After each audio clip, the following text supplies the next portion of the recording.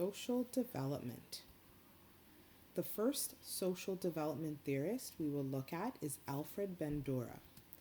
Alfred Bandura is a Canadian born theorist, and he focused on observational learning.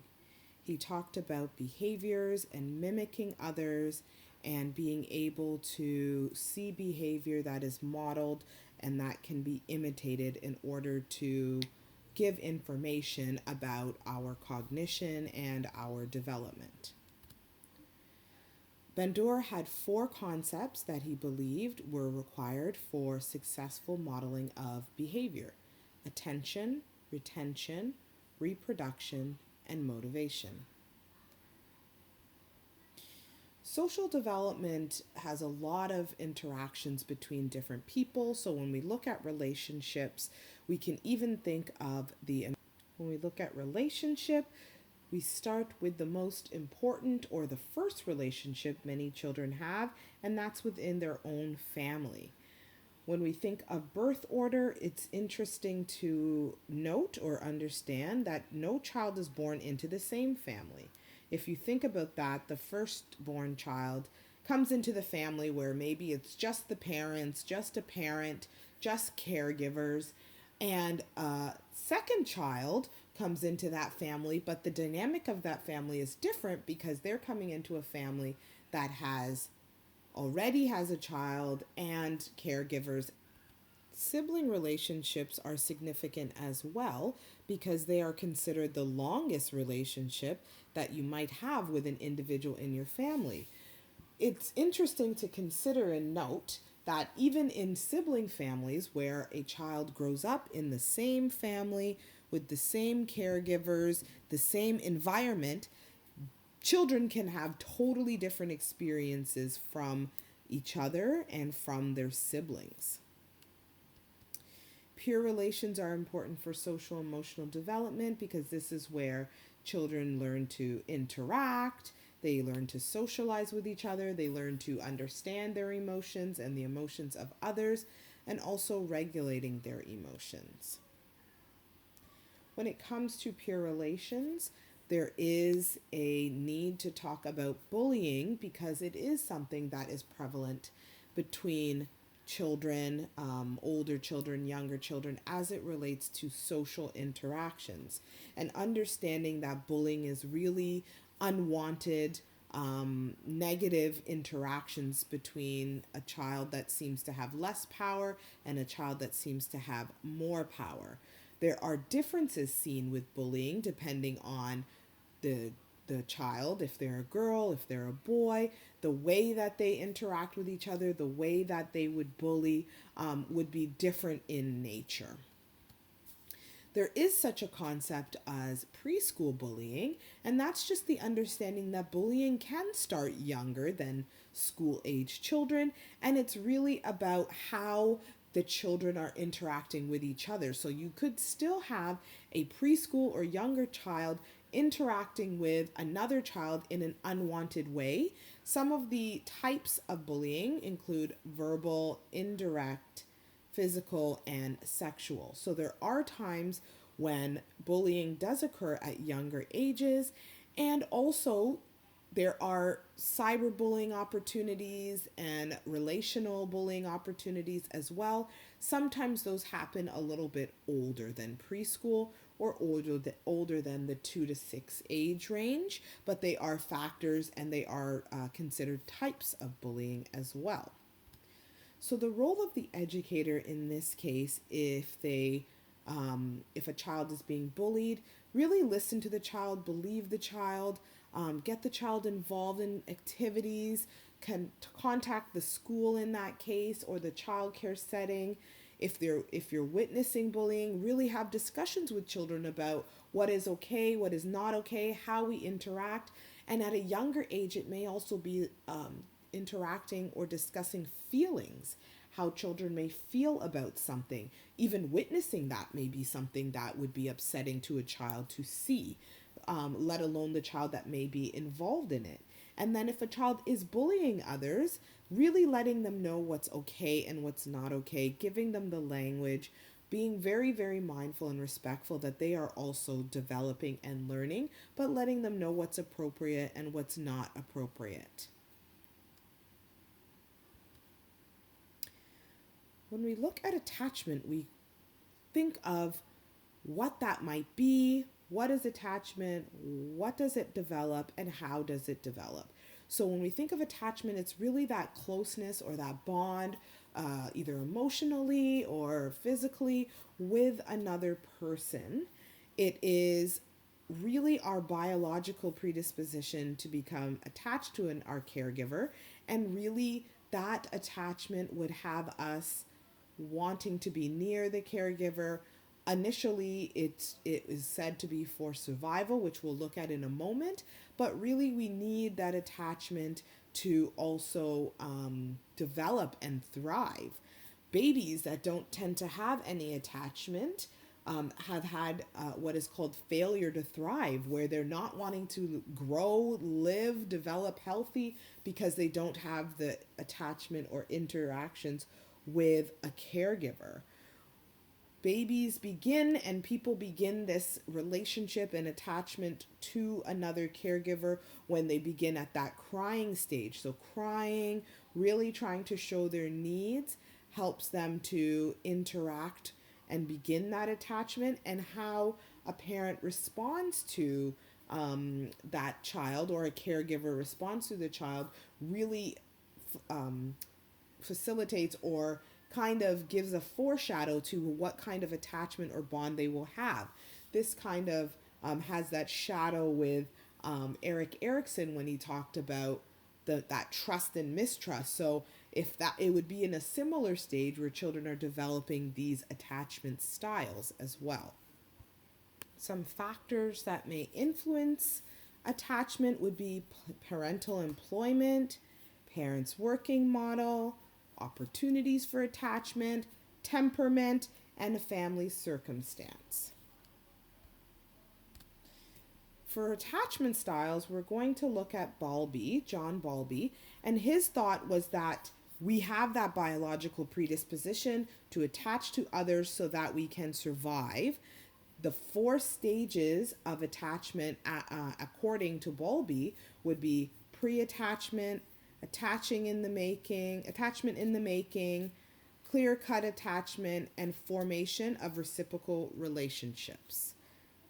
Each stage also is said to progressively develop and build on the next stage. And we've seen that with Freud and Erik Erikson, where they talk about their stages, which is that discontinuous idea of development, needing to build on or learn something or experience something or resolve something before moving on to the next stage. Another theorist is Mary Ainsworth, and Mary Ainsworth's thought is that it's very important to understand what early emotional bonds between caregivers and a child has on later development. Ainsworth had 4 different attachment styles, and it's secure, insecure avoidant, insecure resistant, and insecure disorganized attachment. She did very much collaborate with John Bowlby, and they developed a historic experiment that was called the Strange Situation Procedure. With Ainsworth's attachment styles, securely attached babies, they feel trusting of their caregiver. They feel a strong bond, a strong connection, and they, because of this strong bond or strong connection, a secure base, they are willing to explore their environment and explore the world. For an insecure avoidant attachment, they are insecure about that attachment, and they tend to avoid their caregiver. For an insecure resistant attachment, the baby or child clings to the caregiver, but then doesn't want to and fights against the closeness being with that caregiver. And then an insecure disorganized, The baby or the child or individual, they show insecurity with that caregiver, and they're kind of changing their approach to how they interact. Sometimes it's disorganized or disoriented. So sometimes they act like they want the caregiver, and other times they don't. Some of the influences of attachment is the effects of secure attachment would be that overall confidence and stability and willingness to feel safe in their environment because they have secure attachments with their caregivers, being able to be curious and be more social with those around them, is also the effects of a secure attachment. The effects of insecure attachment would likely be the opposite, a child being more fearful in the environment, not feeling that stable relationship, not wanting to explore different things, and issues with trusting others as a result. Childcare and attachment. So there are various forms of childcare that may not be parents or immediate caregivers within the home taking care of a child. And that would be childcare, a childcare center, which is basically the temporary care of a child for less than 24 hours. In this case, it would be licensed childcare. So children are or arranged in groups by age range and age category as outlined in the Child Care Earliers Act. Home care providers, where children go to an individual's home or a provider's home with up to 6 children, where they are cared for within that setting, or in-home service providers, which are maybe child care providers that are just for that particular family and with that in that home, whereas the home child care provider would be different families coming in, and they could be under a licensed childcare agency, which means that the agency itself is licensed and children are brought into the program. And also extended family. Sometimes extended family cares for children within their home or the extended family's home, but this would be non-parental childcare examples as well. High quality childcare. So these examples of high quality childcare come from How Does Learning Happen? They talk about programs that have all areas of development considered in terms of a holistic view on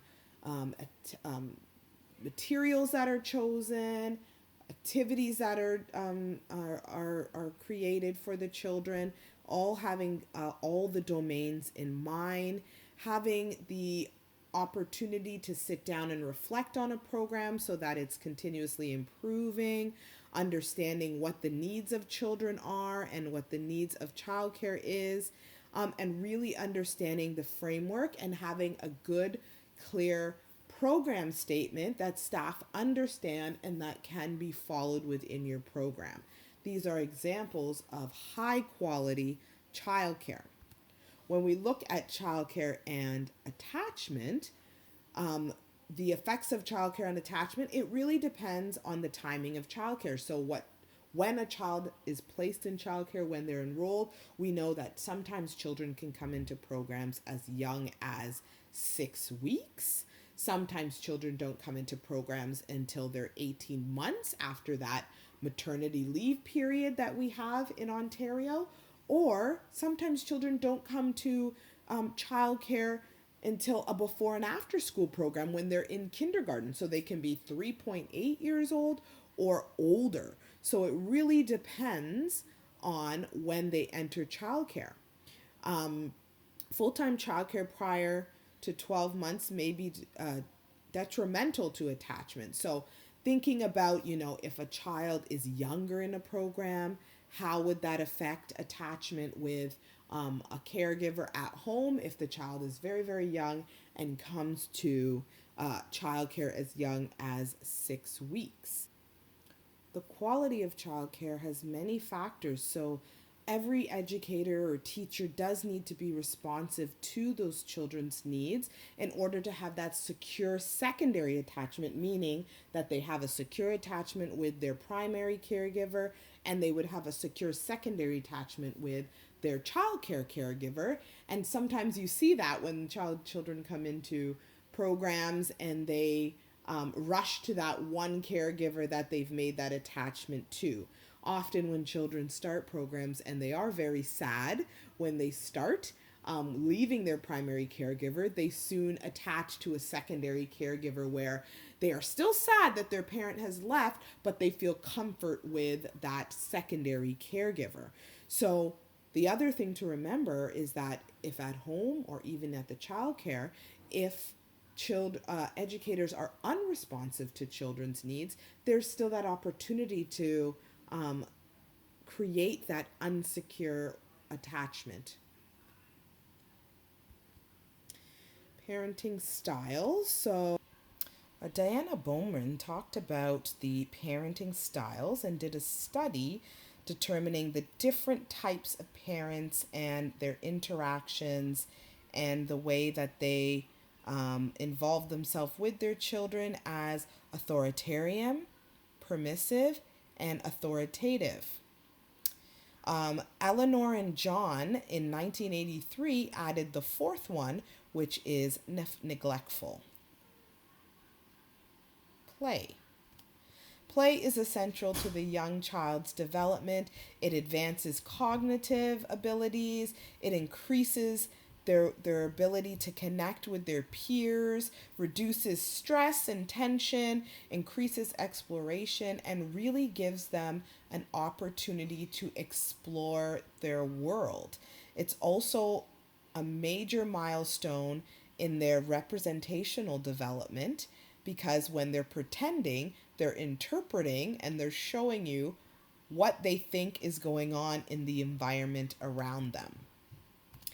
Piaget's stages of play include functional play, symbolic play, constructive play, and games with rules as the child gets older. The classification of play came from Parton in 1932, so it's a really historic kind of study or concept that still is acknowledged today. So the categories of play in this classification is unoccupied play, solitary play, parallel play, onlooker play, associative play, and cooperative play.